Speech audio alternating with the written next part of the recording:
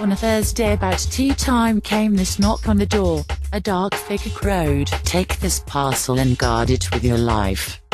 If I don't return in 3 days, upload it onto the internet so people can watch. Anyway, the days are up, so I have the responsibility to post this for you to see, enjoy. Not to delay matters and create false tension. I should explain that he also had a cane and walked with a limp. Just small details. He had dark glasses on, at night, very strange, and was holding a script for Hamlet he claimed to have written. One more thing, I can hear someone saying, 'Get on with it already.' So without further ado."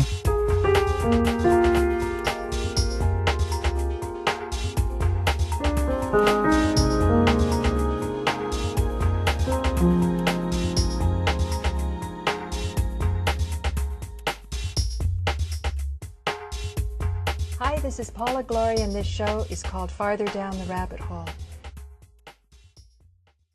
And it's called Farther Down the Rabbit Hole because we like to go into topics more deeply. And so today I am so pleased to have with me a guest who is going to highlight some of the more shocking topics that I've gone over in the past, and that is 9/11. What happened during 9/11? Very quick period of time of just wholesale slaughter, and all I can do is base decisions on the considered judgment of the experts, and I did, and I take full responsibility for every military decision that's been made. But I'm pleased with what's happening now. Good news. We're willing to accept responsibilities, and history will judge the decisions made during this period of time as necessary decisions. Well, I appreciate that honesty. Yeah, it's just, there's a lot of frustrations in this world, and there's a lot of hope in this world as well. This decision, it's a decision that I'm now living with, and it's a decision that requires us to continue to rally the conscience of the world and get people to focus on the issue. And I was pretty well backed off of it by, you know, a lot of folks here in America that care deeply about the issue. America is trapped in this notion that we care about human life. See, I happen to believe we're in an ideological struggle, and those who murder the innocent to achieve political objectives are evil people, but they have an ideology. And the only way you can recruit for that ideology is to find hopeless folks. I mean, hopeless people are the ones who get attracted by that point of view, and therefore it's in the world's interest, from a national security perspective, to deal with hopelessness. And oh, by the way, it's great, you can be a suicider.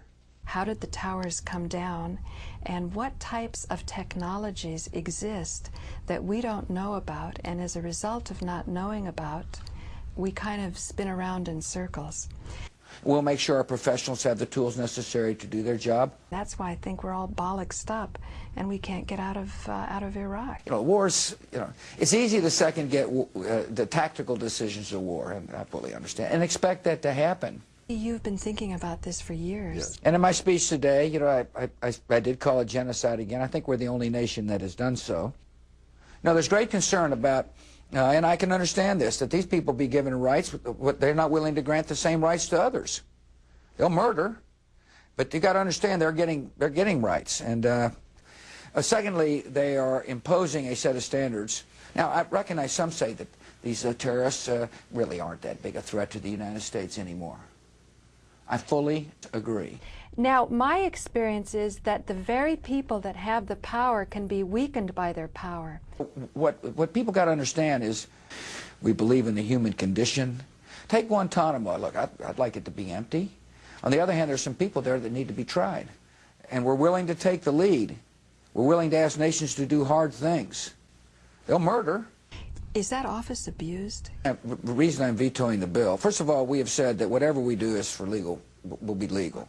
And the world is beginning to recognize that training, help, movement of killers, you know, blew up bombs in subways. When there's an abuse to a population, who protects the population? There's this underlying theme that the government's bad. So again, I see a place for real media.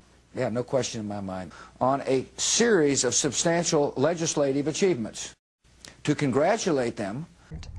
And then a seed is planted, and then you think about it, and you say, does this make sense? You know, to the critics, I ask them this.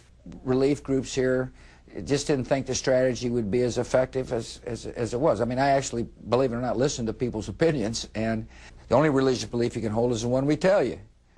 And it just doesn't seem, it's just so tragic right now that America is known overseas for qualities that we wouldn't want to be known for in our own personal life, and yet we're so disjointed. We get such misinformation. It's like, well, I say a bad media is like a brain that's not feeling the heat when you're touching a hot oven, or is imagining problems when they're not there, and going into stress reactions when you don't need to. And I hope we can do another show.